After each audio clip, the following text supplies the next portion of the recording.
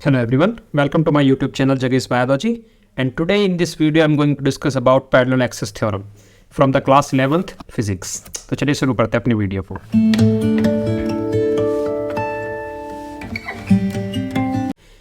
तो इस वीडियो के अंदर हम बात करें पैरेलल एक्सिस थ्योरम आपको एक स्टेटमेंट बोलती है और वो स्टेटमेंट आपके सामने कुछ ऐसे लिखी हुई है। Moment of inertia of a body about any axis is equal to the sum of its, यानी सम आपको देखना है किसका, its moment of inertia about parallel axis passing through its centre of mass. ये पॉइंट आपको यहाँ पर सी है, मैंने यहाँ लिखा नहीं है, मैं इसे लिख देता हूँ। ये पॉइंट है सी, इसे हम बोलेंगे सेंटर ऑफ मास।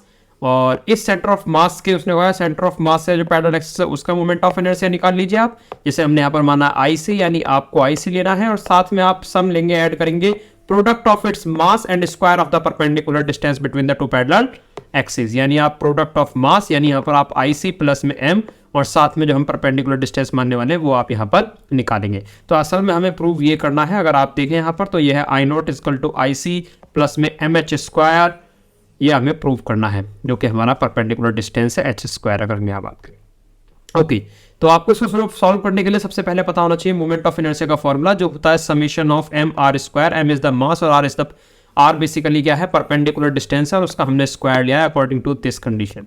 अगर इन दोनों कंडीशन में देखें तो आप पहले डायग्राम को फटाफट समझ लें। ये हमारे पास एक बॉडी है और इस बॉडी का हमें मोमेंट ऑफ इनर्शिया निकालना है किसी पॉइंट पर, और वो पॉइंट हमने यहाँ पर माना है पी। यहाँ पर दो हमने पैरेलल एक्सिस ले रखे हैं और ये पैरेलल एक्सिस है लिया है, एक एक्सिस लिया हमने पी क्यू और दूसरा एक्सिस ले रखा है मैंने आर एस।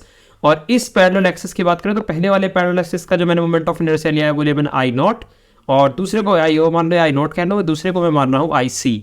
और अब हमें यहाँ पर इस स्टेटमेंट को प्रूव करना है जिसके अकॉर्डिंग हमारी जो फॉर्मूला बनता है वो बनता है I naught equal to I C plus में एम एच का स्क्वायर, एम एच का होल स्क्वायर, ठीक है, एम एच स्क्वायर। तो ये आपको प्रूव करना है। तो चलिए सबसे पहले बात करते हैं, अगर हम एक्सिस पी क्यू की बात करें तो उन एक्सिस पी क्यू पर आपको जो मोमेंट ऑफ इनर्शिया के रेस्पेक्ट में देखो यहाँ समेशन है।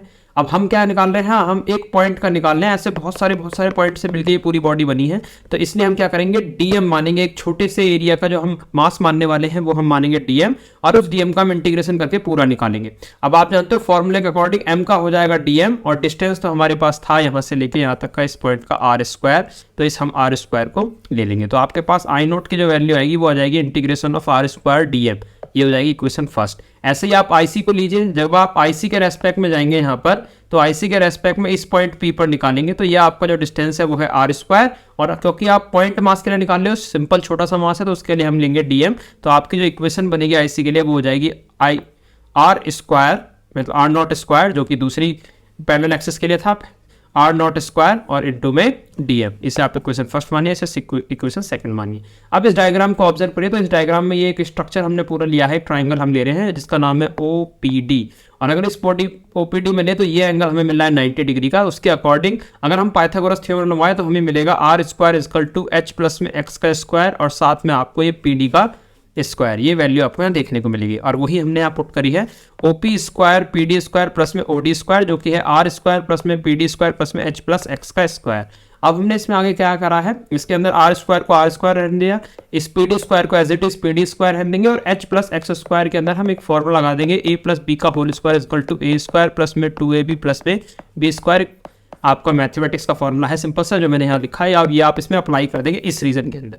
जब इस रीजन में अप्लाई करेंगे तो एच का स्क्वायर हो जाएगा एच स्क्वायर, एक्स का यहाँ पर हो जाएगा 2ab यानी 2hx और इसका हो जाएगा b यानी x का स्क्वायर। तो ये आपने यहाँ पर इसका फॉर्मूला खोल दिया है, बाकी इस बाकी आपका सब कुछ सेम है। अब दूसरी कंडीशन में अगर आप यहाँ देखें तो देखिए, अगर आप एक पीडी स्क्वायर को देखें और एक्स स्क्वायर को देखें, इसको आपको दोनों को डायग्राम में नोटिस करना है। तो डायग्राम में नोटिस करें, ये रहा आपके पास एक्स स्क्वायर और ये है आपके पास पीडी स्क्वायर, और हम जानते हैं कि परपेंडिकुलर वो according to the Pythagoras theorem, according to the Pythagoras theorem x square plus में पीडी का स्क्वायर, यानी कि अगर हम बाय बेस और हाइट की बात करें it will be equal to hypotenuse, और हाइपोटेनियस है हमारे पास आर नोट, यानी आर नोट स्क्वायर हो जाएगा पीडी एक्स स्क्वायर प्लस में एक्स स्क्वायर। इसलिए ये पीडी स्क्वायर और ये एक्स स्क्वायर दोनों मिलके बना देंगे आर नोट का स्क्वायर, जो कि हमने यहाँ पुट अप कर दिया है। बचेगा हमारे पास एच स्क्वायर प्लस में 2hx जो आपके सामने ये रहा। तो इस तरीके से हमारे पास ओवरऑल इक्वेशन जो मिलने वाली है वो मिलने वाली है R square is equal to R naught square plus में एच स्क्वायर प्लस में 2hx। अब हमें क्या करना है, मल्टीप्लाई करना है बोथ साइड किससे, एक स्मॉल मास से, क्योंकि बहुत सारे इस तरीके से मास होंगे और साथ में पूरा निकालने के लिए हम उसको इंटीग्रेट कर देंगे।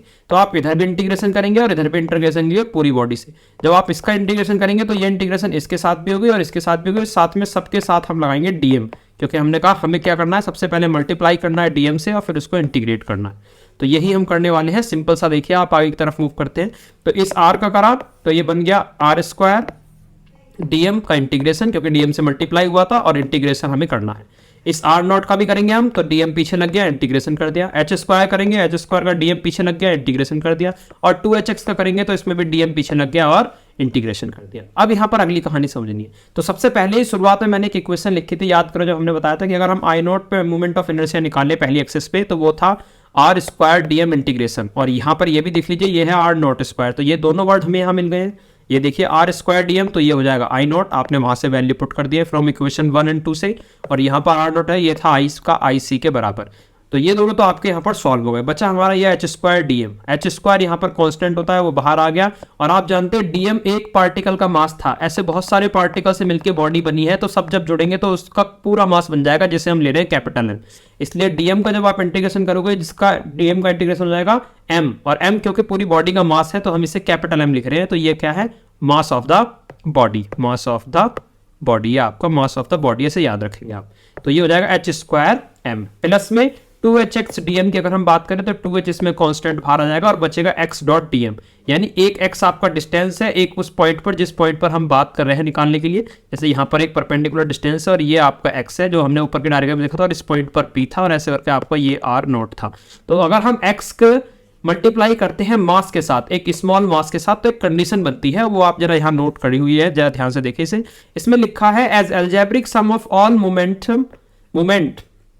All moments of all particles, momentum of all particle about the centre of mass. यानी अगर सेंटर ऑफ मास के रेस्पेक्ट में बात करें, मोमेंटम निकाले हम, तो उसका अलजेब्रिक सम करें इज ऑलवेज जीरो, वो बराबर होता है किसके, आपका जीरो के। ये बात आपको याद रखनी है। When body is in equilibrium, जब बॉडी आपकी इक्विलिब्रियम स्टेट के अंदर।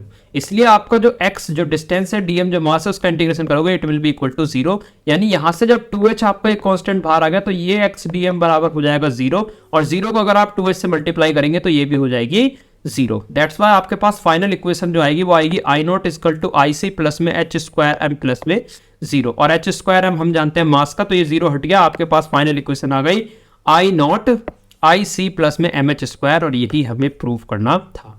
तो this is all about the parallel axis theorem. I hope आपको समझ में आ गई होगी। अगले टॉपिक में मैं दूसरी थ्योरम के बारे में डिस्कस करूंगा, क्लास 11 फिजिक्स और भी अदर टॉपिक्स के बारे में। वीडियो अच्छी लगी हो तो इसे लाइक करें, सब्सक्राइब करें मेरे चैनल को for more upcoming updates. Thanks for watching.